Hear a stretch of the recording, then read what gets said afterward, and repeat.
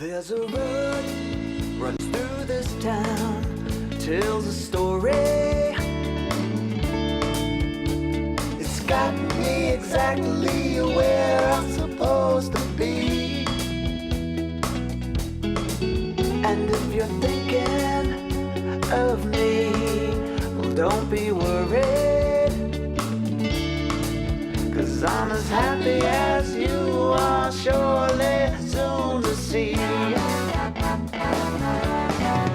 And I say, come over, just come on over, you'll say. Yeah, I say, come over, come on over, you'll say. Yeah, I say, come over, just come on over, you'll see what we have here. Soon as you get moving, yeah, the sooner I can prove it, yeah.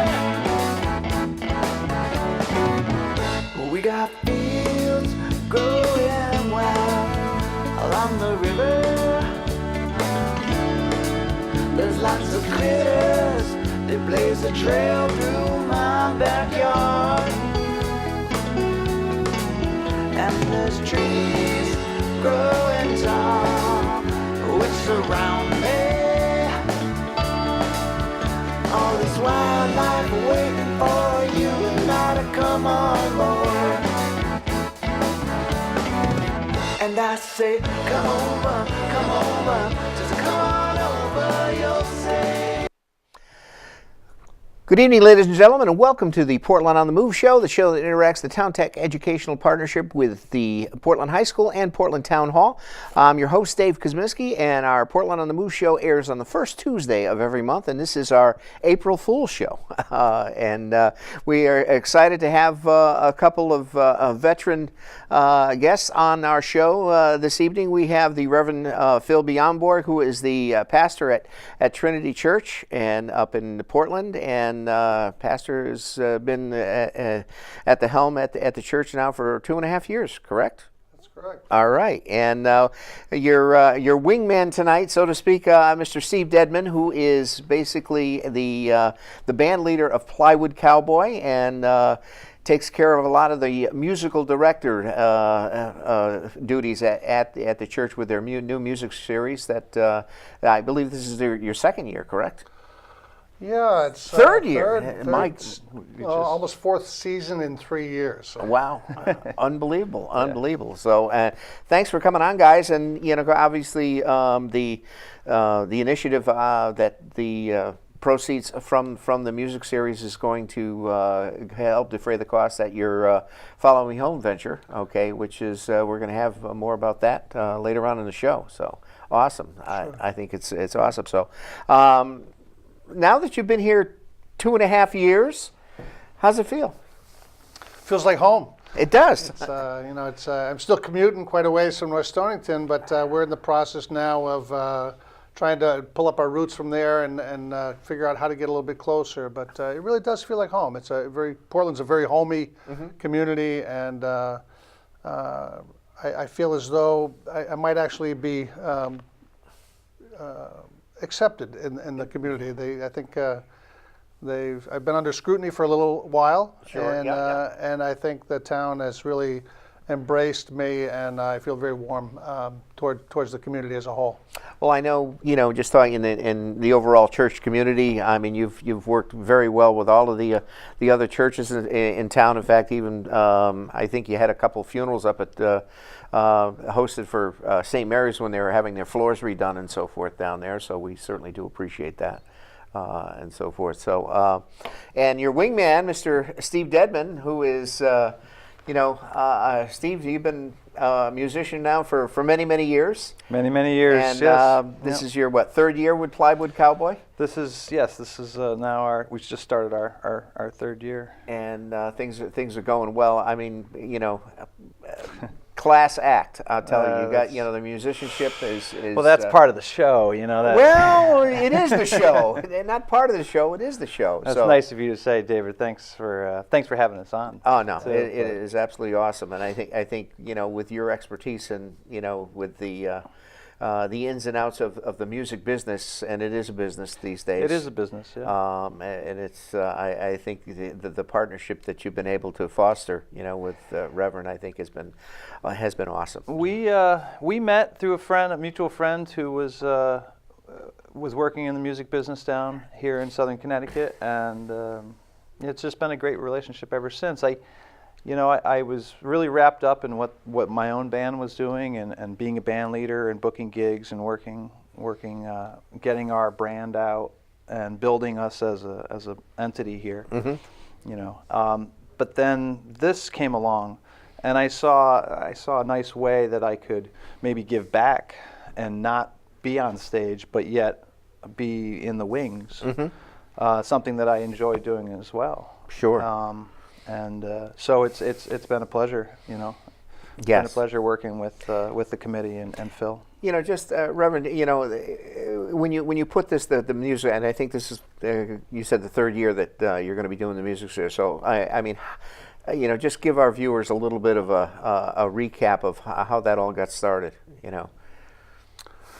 Well, I'd like to characterize our encountering one another through a mutual friend as a divine encounter, and the kinds of relationships that I believe we are learning to calibrate to, that are very life-giving. Mm-hmm. And as a theologian, mm-hmm. I'm very much aware of those ways that I believe God reveals God's self in the world today. Mm-hmm. And there's no better example of God's presence with us than either a sunset or the ways that people flourish in the arts and creating beautiful things that make peace in community. So, that's a lot of words that at face you wouldn't associate with music or a concert series. Mm-hmm. And that's what I think is really the divine inspiration here, is that we have come together, an artist and just somebody who's learning how to reimagine what the church is in light of maybe what inspired it to begin with. Mm-hmm. And what has come out of that is the best of what it means to be human in an economy where everyone gains. Mm-hmm. The church doesn't gain at someone's expense. The artist doesn't gain at the church's expense. We all come together and gain, and the community gains, because here now this beautiful historical religious structure in the center of Main Street in Portland now becomes a venue for human beings to come together and express themselves in the arts. So it's just a when Steve, I posed the question to someone in the field. I'm an amateur. I'm not a musician, and, mm-hmm. and I don't know anything about the business. So I asked Steve if he thought we could do something mm-hmm. musically in the church. He immediately came up and met me in the church with his camera and said, "Wow, this is a wonderful venue." Took a picture, put those pictures up on social media, and said to his peers in the industry, "Hey, how would any of you like to play in this room on a Sunday afternoon?" Mm-hmm. And then also fired it off to the general public and said, "Is there anybody out there that would like to listen to music mm-hmm. in this room on a Sunday afternoon?" And panned around the Tiffany windows and the Gothic structure, and got about 400 hits within a couple hours. And here you're off and running. Off and running. Trinity Music Series was born. I mean, Phil speaks very eloquently, and he has these big things. For me, Dave, we've been playing in bars. Yeah, exactly. And then I'm standing in this brownstone cathedral, and yes. I'm like, yes, this is the spot. This is, exactly. And we started, I said, I know it's an altar, but can we refer to it as a stage when we're here? Phil says, this is what it's all about, Steve. Absolutely. Sharing your music and sharing your ideas, sharing your stories, and well, the unique thing about most, especially Trinity Church, it's just so awe-inspiring. Okay, like you say, with the stained glass windows and the high ceilings and so forth, which lends to acoustics that you don't get in bars.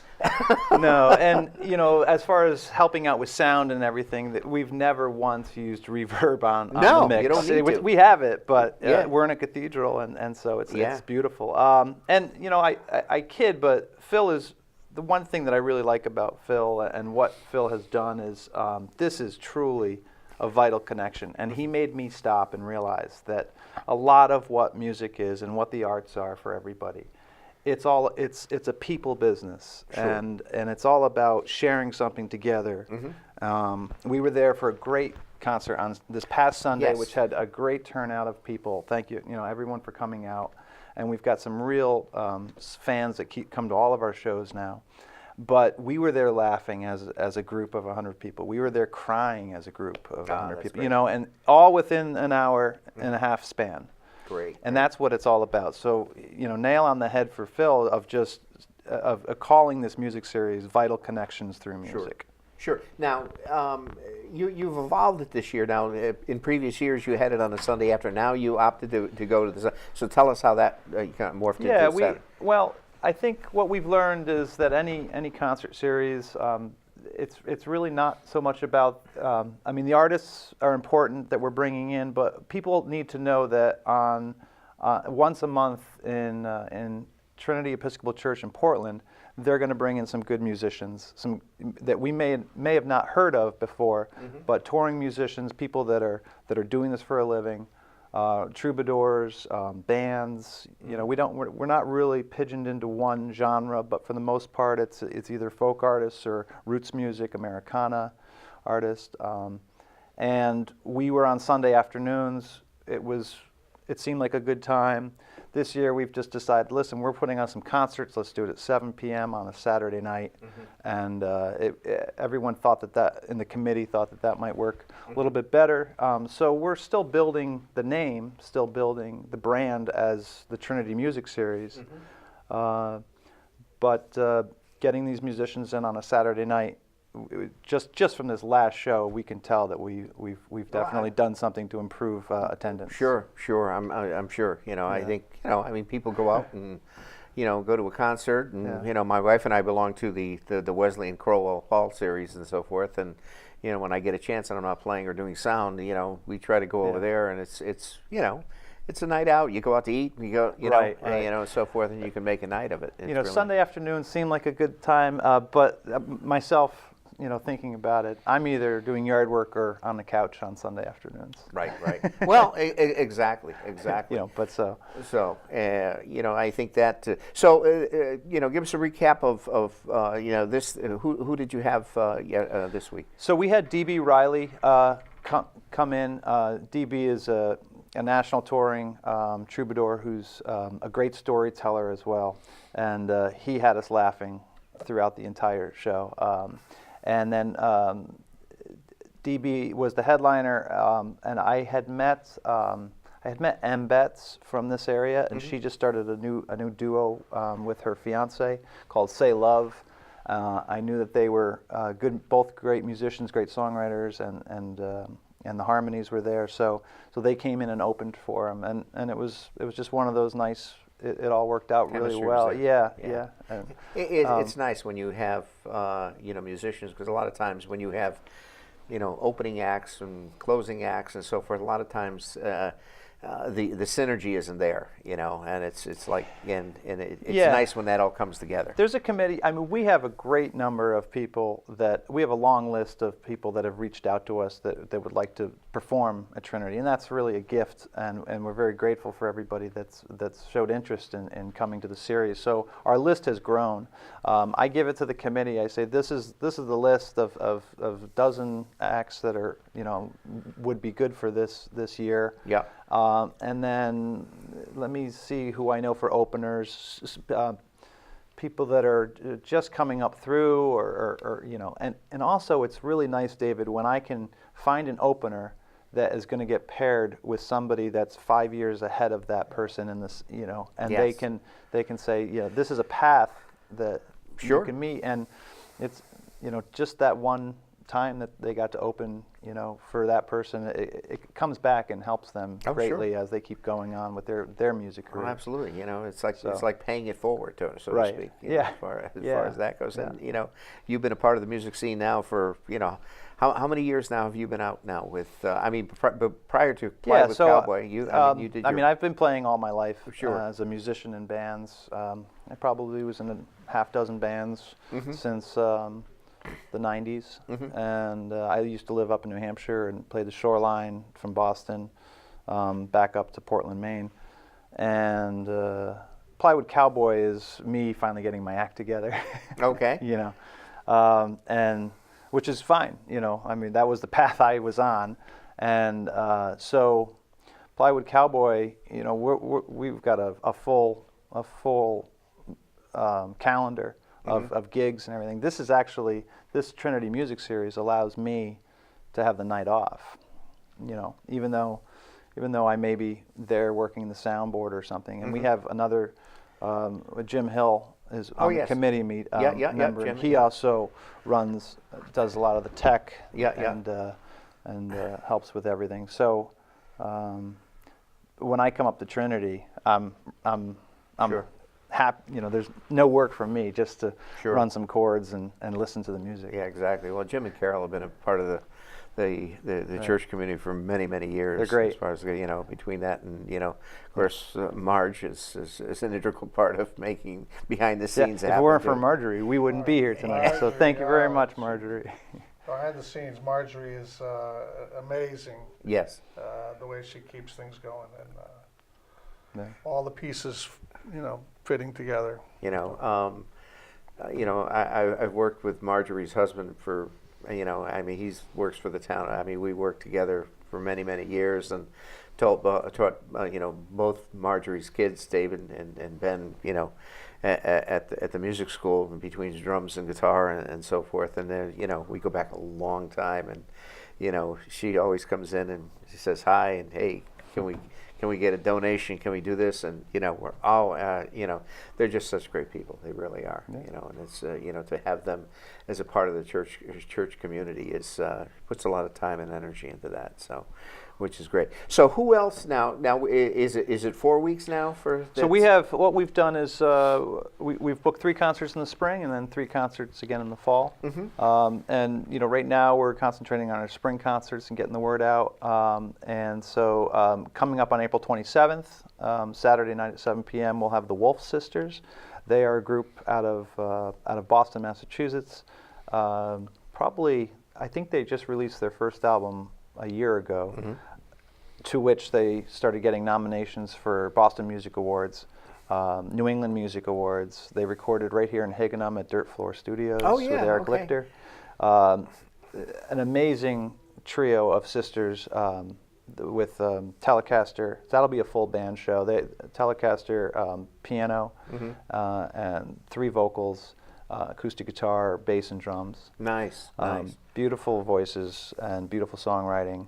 And for them, Local Honey is going to be opening for them, and that is a group that's based out of Essex area that just formed recently. All musicians that have been playing music together for many years, and that is another 3-part harmony. Okay. So that's going to be a concert that I'm really looking forward to. Americana music? Yeah, or, Americana folk. Okay, Yeah. nice. Yeah. Nice. I guess there's a difference. Someone told me the difference between a folk artist and an Americana artist is that an Americana artist thinks that there's a chance. Well, there's certainly a lot to be said for that, and half the battle is showing up, that's if you're an artist, you're going to be an artist. And exactly. That's why you're an artist. Exactly. Now, you mentioned the Dirt Floor. Now, you guys recorded in the Dirt Floor. I'm friends with Eric, but we recorded at Riverway Studios with Ira Sikowski. Oh, okay. So, Eric's great, and it was just a matter of me working, trying to find like a studio that I could work with on a slow basis. Yeah. And I'd love to work with Eric. I've known him for a long time. Okay. And we're friends. We're good friends. Sure. And he's doing some amazing work. Well, I think, you play piano, you play guitar, okay. I think you own a B3, don't you? I do. Yeah. So okay. Yeah. Me too. Okay. Yeah. We can talk. We can have another show. We should have a Hammond B3 show here. There you go. Yeah. I played keyboards in bands for many years. Yeah. And so. Yeah, and we're playing at the Sounding Board. I'm not plugging our band, but we're playing at the Sounding Board in Hartford this Saturday, and I'm going for a vocal lesson up in Norfolk before that, because for me, music is just I'm doing these great vocal lessons with a gal up there now, and I can never stop learning. So. I do own a fiddle and I do own a mandolin, but they hang on the wall where they're supposed to. The audience never sees them because I'm not ready to bring them out yet. But there's going to come a time that maybe just for a song, but that's how those things, kind of rear their heads. And I think there's, a lot of musicians can move around a little bit. Sure. Piano's a great instrument to look at music and write music on, and as well as acoustic guitar. But the piano itself gives you all of music is right in front of you. You have your bass, your trebles, and your mid-grounds, and chords and leads, and But we have one more concert in May. On May 18th, Lara Herskovich is going to be coming in. Lara is another award-winning troubadour. She was actually the state troubadour from 2009 to 2011, I believe, 2 years in a row. National touring act, and she always wows audiences. She's an activist as well. Great message, great heart. I love Lara a lot, and to be able to get her to come into Trinity was a big deal for us. So we're very excited about that. And then I have a friend who's up in Collinsville, Connecticut, who just released a new album. His name is Bill Benson. And if you're up in the Hartford area, you'll definitely know Bill because he's been on the scene for a long time. He's a great songwriter, a great storyteller. So he'll be opening for Lara, and they've worked together before. Oh, great! So this will be nice. Well, that's the thing. I mean, songwriting that's a kind of an art in itself. I mean, there's one thing of being a musician, playing covers and all that kind of stuff. To be able to put the pen to the paper, and basically, take what's up here and put it down there. That is a skill, and you have fostered that skill, very well on a lot of some of your tunes. Yeah, and the committee's been great with, I give the committee their websites and they check them out and they say, well, this would be good. I think, we are looking at making sure that there are some full bands playing on the stage, so that there's a little bit of a mix from just having solo acts. Duos and trios work really well in the church, but it's all about the song. It's all about the song. It's all about the lyrics in this music series. And every single show we have, when the audience is done crying and laughing, they'll go over and have a meet and greet with the artists where they'll have their merchandise. They'll have all of their CDs and for sale, and everybody walks home with a CD. Great. It's basically we loved your music. Is this that song you sang about about your that love song? Is that on this CD? You always hear it's that. It's a connection. Yeah, it really is. So great songwriters. So anyway, Reverend, on your obviously this whole music series and so forth is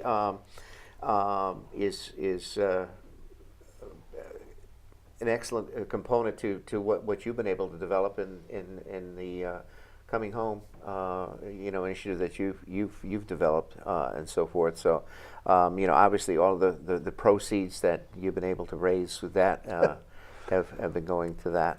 So tell us about that. Well, a few things that are really unique about the music series. That's a consistency with the outreach that we're doing from the series. Is the stories, and the stories and the songwriting does not come from these musicians' heads as much as it's very clear it's coming from their hearts. They're pouring out and finding ways to express their own stories, and so there's a certain authenticity, and that's why I think we're resonating. The audience resonates with those stories because it's what it means to be human, and that's what is so compelling and a unique feature about this. It's not maybe the best, most popular music. It's not our aim. Our aim is to create a unique experience whereby we're promoting the ability of singers and songwriters and artists to apply their craft and connect with the larger community. It affects people's lives. I mean, we come away from there laughing and crying because it's touching our hearts. And so the vital connection there is really the emphasis. And so the success, we think, of the series follows from there. Sure. The outreach along the same veins is, my spiritual awakening really took off about 15 years ago when I got sober and I went into the basement of a church and met a fellowship of folks who were all over the map when it came to what they believed in as far as a transcendent higher power, whatever. But one thing that was consistent was they loved each other even when they were perhaps most unlovable, and they were honest, and they shared their story because we discovered that there's something vital that each of us has that somebody else needs, and if we release that, it helps the rest of us flourish. And so when I discovered that way of being, God laid it on my heart to bring that way of being back to the church. Okay. Yeah. Right. So now we're imagining a church where people come together and share their stories. Sure. Not talk about abstract ideas. And again, from that experience came an obsession or an ambition or something that was put on my heart, which was the belief that the solution to the human dilemma and the anxiety and the fear that's pervasive in our culture and that obsessive, consumptive, drive to quench the thirst seems to be this way of fellowshipping, of coming together honestly with one another and sharing your stories, no matter where you're at, no matter who you are, race, gender, or otherwise, Sure. or what you believe in. And I thought, wow, if we could create a place where folks who have been excluded from life, some of it self-inflicted pain and exclusion, some of it get to the end of themselves in addiction because it's the only relief they get from the pain that they were born into every once in a while. What if we were to create a place for folks like that to inhabit on Main Street, in a really nice home with a front porch that you could put a rocking chair on and read a book and watch the cars go by, with a backyard that you could sink your fingers into the soil and grow stuff.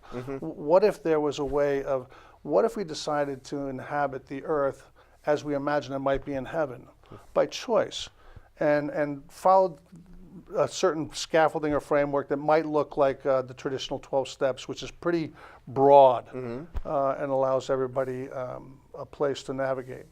And so we're trying an experiment. I hooked up with an Army Ranger. I think the second half of the show we'll talk about an initiative. I took a pension from a corporate career in a former life I had, and bought a house on Main Street here in Portland, and now we are inhabiting that place as a community that looks out for one another. And so those vital connections have transcended now from the music series and my role here in Portland as a pastor into a practical application of actually inhabiting a way of being a family of those who care for one another, even though they're not related by blood. Sure. So, That's obviously the house is called Follow Me Home. Follow me home. Okay. I grew up in a church that did a lot of jumping jacks for Jesus, and that never got me very far. I did a lot of jumping jacks, and then I discovered a way of following in the footsteps of people who had been where I was, and it transformed their lives. And so I started following that way of being, and it transformed my life. And so I said, well, that seems to be the way of it. The way to succeed and flourish is to follow in the footsteps of those who have come before. Sure. That's great. We're going to take a little break here, and we're coming back, and your senior house manager, Udi's going to be coming along, as well as your founding director, Lance Williams, who is actually an Army Ranger and so forth. So they're an integral part of your foundation, so to speak, of making this a reality and making it a place that is unique, and I think dovetails in what you do with the church and in the community, and makes it all happen. It's a really good fit. And these guys, I had a vision, but these two really brought it into, like we were talking about Marjorie making things work. Udi and Lance are really have this thing humming. That's great. That's great. So anyway, Steve, it's great to see you again. Yeah, you too, David. And it's I think the dynamic duo here. I think it's an aside from the musicians that are playing the music series, this is the real rock star right here. Well, and so forth. So glad to be back, David. It's I'll be there at the next concert. You can count on that, and to go from there. And again, if there's anything that I can do as part of the music story. You've already helped us a great deal. Kevin Wilson is now photographing the concerts, who works here. So, he did a great job. This thing, it's amazing, and this little show that we've, been on the air now since early 1990s and so forth. We've had students that have been on the show that are off doing things in media. I've got students at 30 Rock been involved booking talent for Jimmy Kimmel. I have students that are in doing production stuff at ESPN and so forth, and it's all in, you give them a little taste of what is out there, and so forth, and being able to touch it and to hold it and experience it. That's great. It's not teaching out of a textbook. It's hands-on stuff. So anyway, Yeah. Hey, we'll be right back here at Portland on the Move. With us again, Mr. Steve Dedmon, who is the band leader of Plywood Cowboy and also an integral part of the Trinity Church Music Series, along with the Reverend Philby Youngborg, who is the pastor at Trinity Episcopal Church and also the curator of the Follow Me Home House. And we're going to be right back, so don't you go away. We'll be right back here at Portland on the Move.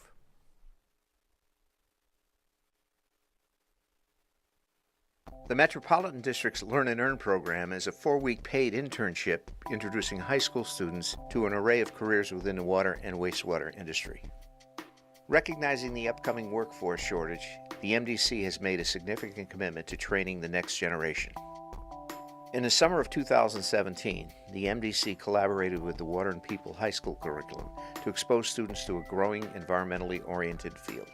I wanted to say I'm very happy I signed up for the MDC Learn and Earn program because it introduced us to a lot of new things I would never have known before, and it gave me some ideas on what I want to do in my occupation in the future.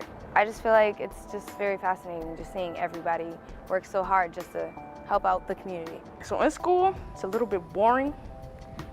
Just sit there 2 hours in one class, but here it's hands-on. You actually get to do what the teachers are telling you. Yesterday on the boat, we went down the Connecticut River.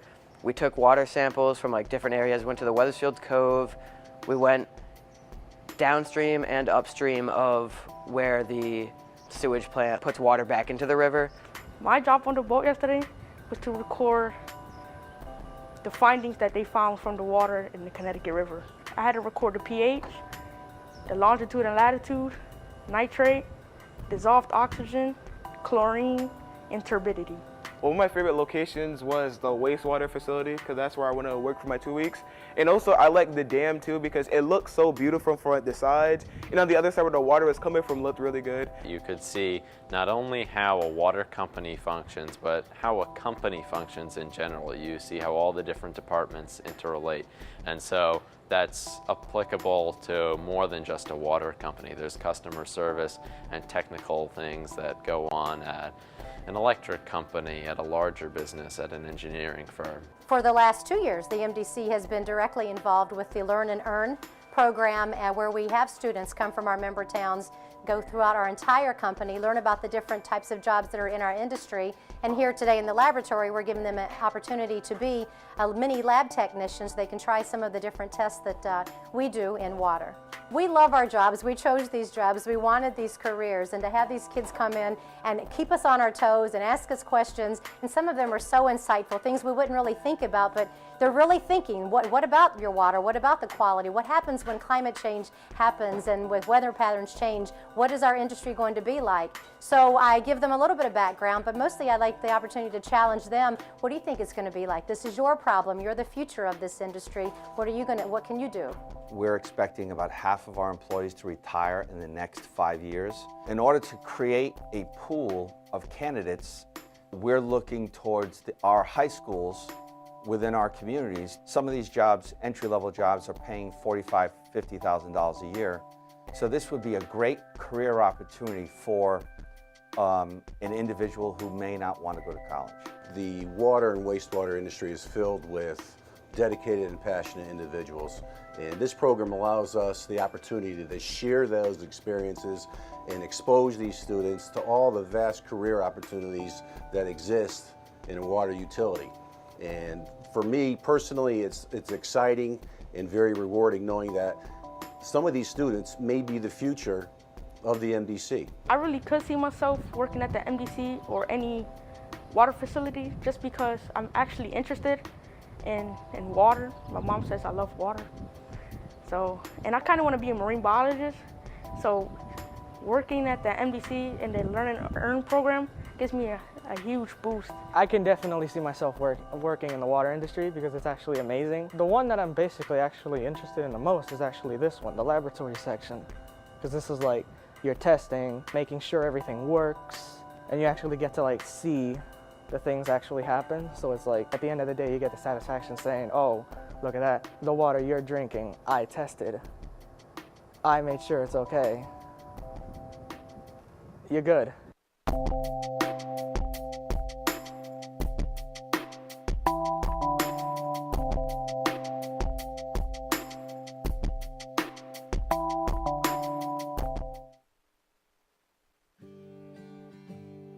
The Airline Trail is a multi-use trail that is here in Connecticut. The trail in Portland is about 2.5 miles long. However, once it's connected to the East Hampton section, it'll be 25 to 50 miles. There is a section east of Willimantic that goes to Putnam, and it's part of the East Coast Greenway, which is a plan to make these trails go from Maine to Florida. The use of our trail here will be a combination of walking, hiking, jogging, bicycling, horseback riding. Most days when you come here in the parking lot of the head of the trail, there are at least 4, 5, 6 cars that are here. A dozen people or so are on the trail walking or hiking or jogging or biking. So the trail has been very well received by residents and people from the surrounding towns. This first started, our Board of Selectmen in town 4.5 years ago formed a committee of members from the town called the Portland Airline Trail Steering Committee. And our vision was to develop a trail from Portland to move eastward. The committee worked very hard in trying to first get permission to use the property. And the property was owned by Eversource, so Eversource gave us a license. And once we received that license, we then filled out an application for a grant with the Department of Environmental Protection. And then the next step was the committee said we need to select a contractor. Once the contractor was selected, we got to work. Phase 2 will take us from the current ending point at the YMCA border through the Butler property, down Route 66 into the town of Portland. It's a long-term goal. We have a lot of activities we will need to complete to make that happen. We are also looking at the depot at the intersection of Marlborough Street and Chichito Road that will allow us to have an economic development area for the town of Portland in the future. It's nice that the Board of Selectmen had the foresight 4.5 years ago to choose a group of people to say, listen, we'd like to have this type of trail. What do you think? How can it be done?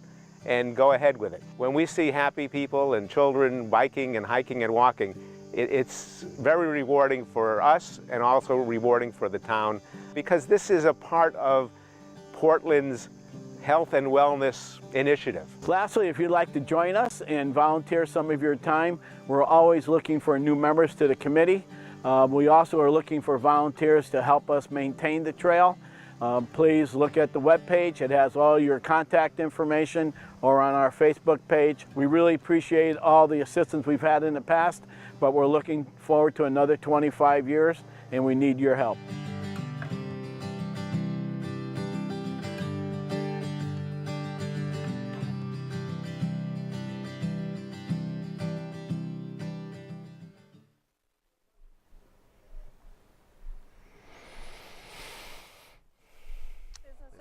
In all of Middlesex County. I think most of our small businesses look forward to this every year. We have, I think, just about 100 vendors from throughout Middlesex County. Some are even outside of our borders. They have a statewide presence, but they want to make sure that they have their Middlesex County presence really projected here through this event. Again, from a variety of industry sectors, really important sectors that power the Middlesex County economy. We've had a very successful career fair.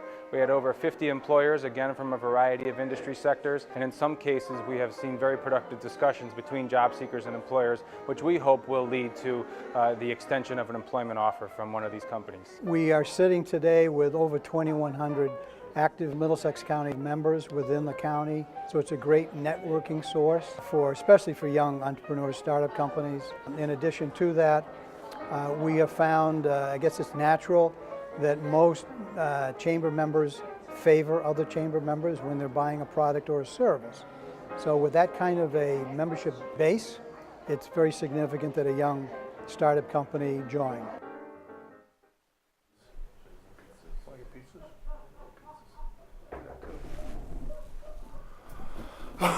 Hey, we're back. Oh, okay. Nobody's in my earpiece here. Okay. Welcome, ladies and gentlemen, to Portland on the Move. And we are back here with our April Fool's show and so forth. And again, the second segment of our show, again, we have our Reverend Phil Bionborg from the Trinity Church. And we also have his guests, okay, which are part of the Follow Me Home initiative. Okay, we have Udi Athatang, okay, who's the senior house manager at the house. Welcome, Udi. Thanks for coming on. And Mr. Lance Williams, who is an Army Ranger vet and currently a Wesleyan student, and he is the founding director at the Follow Me Home House. So, guys, thanks for coming on. Okay, and thanks for having us. I appreciate that. So, Reverend, tell us how you recruited these guys here. Again, the first half of the show we were talking about vital connections and these divine appointments, and I think both these guys fit into that category very well. Lance Williams and I made contact with him. I think it was a Chamber of Commerce event a few years ago. He was a featured speaker, and he's talking about his experience coming home from his deployment, multiple deployments, what that was like, and he let him speak for himself there. But he had said some things that really resonated with me as far as social design thinking for social entrepreneurship. And I remember that sounded kind of like a good description of what it was that I imagined I was going to be involved in trying to do with what has become Follow Me Home. And so I jumped up and grabbed him afterwards and said, hey, you and I got to talk. I want to explore this thing that you began to talk about. And Udi and I met, I was running some groups, spirituality groups, and a room full of about 26 folks, and some of them were half listening, some of them were half asleep, and Udi was fully engaged and responsive and challenging to me. Some of the ideas I was sharing, he pushed back on very well. I talked about some of the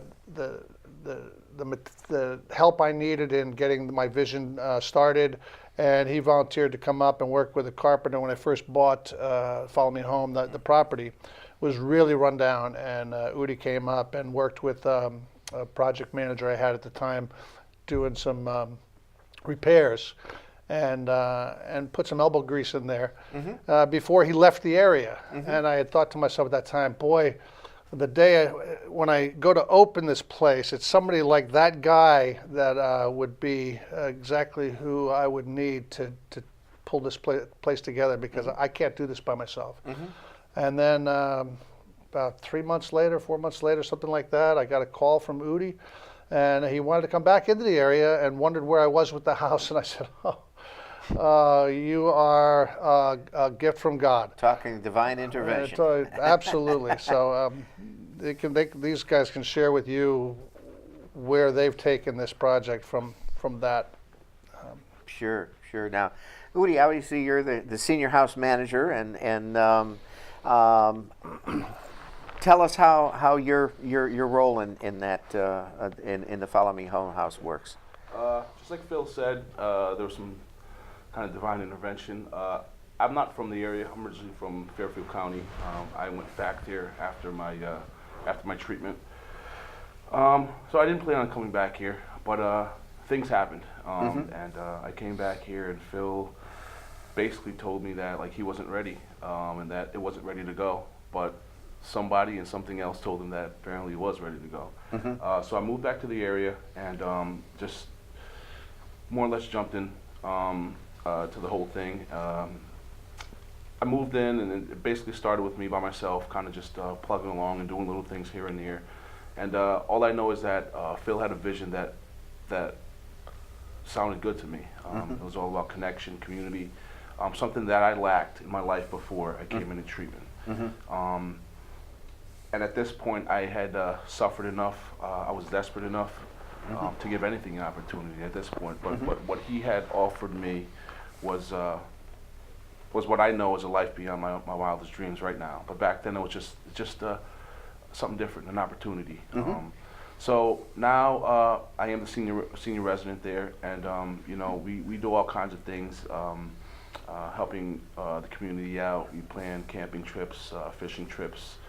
We connect with Wesleyan students to fix up the house and all this other stuff. But what it means to me is it's a new life for me. I'm not from around the area, and I knew when I came to the Middletown and Portland area, coming into treatment, I knew when I left that this was a special place for me, and I wanted to come back eventually. So when I left, I had a sore spot in my heart when I left. So when things didn't work out, when I went back down to Fairfield County, I knew exactly where I wanted to come back to. And there you go. The fact that it happened when it happened, probably the way I see it, it couldn't have happened any different. But it's been a huge part of my life now. I mean, it is my life now. That's great. I'm certainly it. So. And Lance, obviously, first of all, thank you for your service. Thank you. You're Army Ranger, and how many years and how many multiple deployments were you on? So I went on 2 deployments, just under 5 years. Okay. Iraq, Afghanistan, or? Afghanistan both times. Okay, all right. So, yeah, that's a totally different thing. My son was in Iraq, so that was, okay. Yeah. That was, 83 or something like that. Wow. So he was... But anyway, so your involvement, okay, obviously when you got out and so forth, how did that work when you got out of the Army? Yeah, so much like what Phil had mentioned, I got out from the military in 2015, and my first reaction was it can be kind of confusing to make that transition where you're used to living within such a structured environment. And growing up, I'd never really been an academic or anything like that, but I just had that general feeling that was the best way to provide the most opportunities for me. And so I kind of just dove headfirst 10 days after I got out into education. And I was just, I've just been kind of grinding away. Was fortunate enough to get a scholarship called the Posse Foundation Scholarship for veterans, which basically sends cohorts of 10 veterans to Wesleyan, Dartmouth, University of Chicago, University of Virginia, and Vassar College in New York for free. So. Free is good. I jumped on that opportunity as soon as that was presented to me. But I always had this feeling like society tended to be a little bit complacent when it comes to pain and suffering, especially for veterans. I felt like a lot of times relationships were rather transactional. And so coming from an environment where everything was about the mission and expectations were extremely high for us to perform at all times. Oh, absolutely. It kind of felt a little bit alienating coming back to a culture that was sort of self-centered, Sure. right? It's all about your own individual progress and Right. and what it is that you can do to develop yourself to the next level, Right. which is completely contrary to a lot of the values that I had inhabited as my own identity. Sure.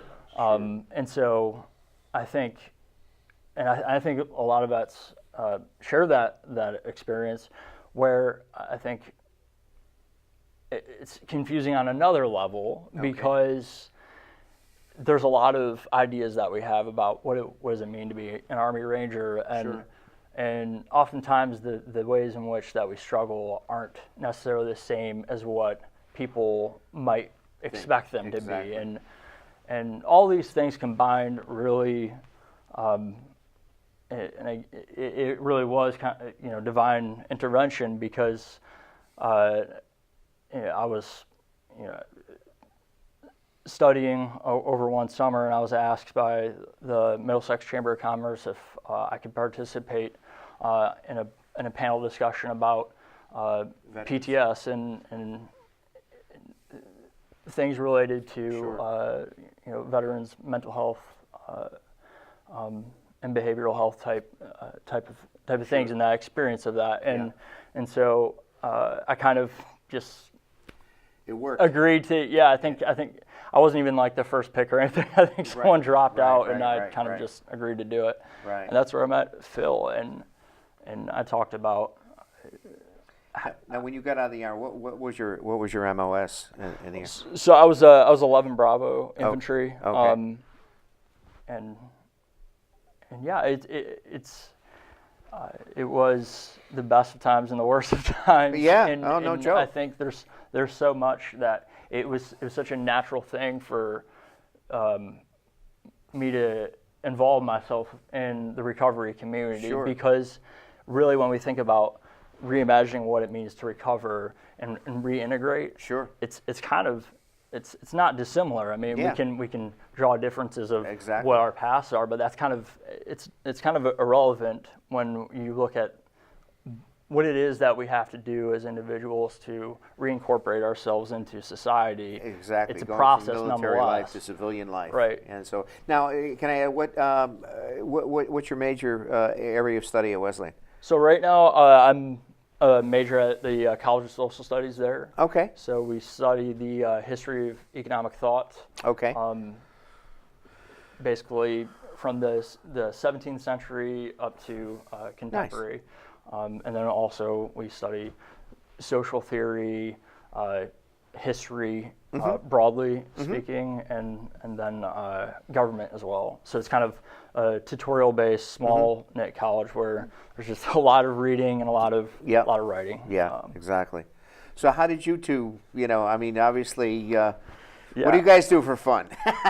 Fish. Fish. All right, yes. That's the common denominator. Exactly, exactly. Hence the organizing the fishing trips. Nice. Do you freshwater or both, saltwater or both? We started off. Me and him just had a bonding moment. We went freshwater fishing. I myself do a lot of saltwater. I grew up in Stanford, so it's all about saltwater fishing. And the best part of Connecticut is that you get the best of both worlds. Yeah, salt and fresh. yeah, you can. Yeah. But that's a huge part of us, is the recreational part, connecting with other people in recovery, and not just that, the community, the town of Portland, people in the town. Sure. And organizing things that just reconnect us with people. I'd like to tell Phil that last year I didn't know anyone in my life now. 99% of the people that I know now, I had no idea they existed last year. There you go. Now I can't imagine my life without them. So. There you go. Now, how many residents at the house now? We have 5 men in the house now. I think that probably the max capacity, reasonably to think of, would be 7. But you know, that you start to quantify and organize the house around certain rigid structures, and we lose focus of what it is we're trying to do. You know, there's a lot of quote-unquote sober houses out there. There's a lot of boarding houses out there. There's a lot of folks who are looking for a place to just a roof over their head. And Follow Me Home is anything but that. Really, the emphasis is on creating, inhabiting a way of being community, whereby each individual gets to explore their own God-given potential, and that's a vastly broad arena for each individual, and lots of different starting points, and it also holds in equal importance and value the substance of the well-being of the whole. And as we fixate on not figuring that out and then trying to go do that, but commit to that, and that is the aim, and that's the glue that holds it all together. It's the reason for it to exist is to pursue that aim. Then everything else flows from there. There you go. And so if a question arises about what we should or shouldn't do, or you know, close quarters, the best of families I've seen, you know, kind of come unraveled around. We trip over our shoelaces even. And so when that happens, that overarching aim of, wait a minute, you know, let's back down from our arousal, let's back down from the conflict and say, let's get back to ground zero, which is peace with one another, and then figure out how do we get through this conflict. And it's been an incredible, I am in awe and reduced to tears of gratitude, spilling out my eyes all the time when I watch the kinds of things that these folks are doing in a society that's lost its mind, that's running around listening to the nightly news, convinced that the world is falling apart as they know it, and that literally all hell is breaking loose. And that's the quality of our life in community with others as a human species is truly, as and now get a little Christian, back. Is truly that kingdom resides within us, and it's by the choices we make to commit to each other's well-being and flourish, and to listen, and create space for the other. These guys are filling up a hole in me that looks like them that I didn't even know I had. There you go. That's a vital part of who I am. Well, I commend you for your vision, your thought of creating the Follow Me Home house, and you've got two cornerstones right there. You talk about cornerstones of the church. I mean, you guys are the cornerstones, and I appreciate you guys coming on and sharing your stories and helping this guy out. I mean, we welcomed Reverend Phil into the community a few years ago, and it's been phenomenal. And again, the spring concert series that we talked about with Steve, we have our next April 27th is going to be the next concert, which is going to be on a Saturday evening at 7 o'clock in the Wolf Sisters, and with the opener of Local Honey. And then May 18th, which is going to be Laura Hershovich, with the opening of Bill Benson. So that concert series is all to benefit you guys in the house up there and making it all work in the community. And we thank you for your commitment. And Phil, thank you so much for coming on. Thanks, Steve. Thanks for having our us. Portland on the Move show. Thank you. And our Portland on the Move show, again, airs the first Tuesday of every month, live here at the Comcast studio at 199 Shunpike. And if you'd like to be a guest on our show, please do look me up at the town hall. You can give me a call. Would love to have you on. We have, again, Reverend Phil, and has been a repeat guest on our show on many of his initiatives and all of the good stuff that he does at Trinity Church. So from all of us here at Portland on the Move, stay tuned, and April Fools, and we'll be back next month in our May show and our Mayflower show and so forth. So from all of us here at Portland on the Move, thank you so much, and we'll see you next time.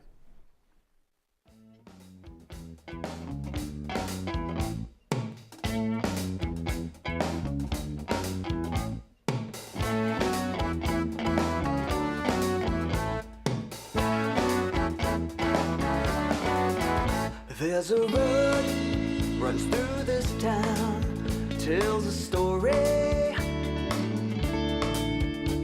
It's got me exactly where I'm supposed to be. And if you're thinking of me, well, don't be worried, 'cause I'm as happy as you are, surely soon to see. And I say, come over, come on over, you'll say.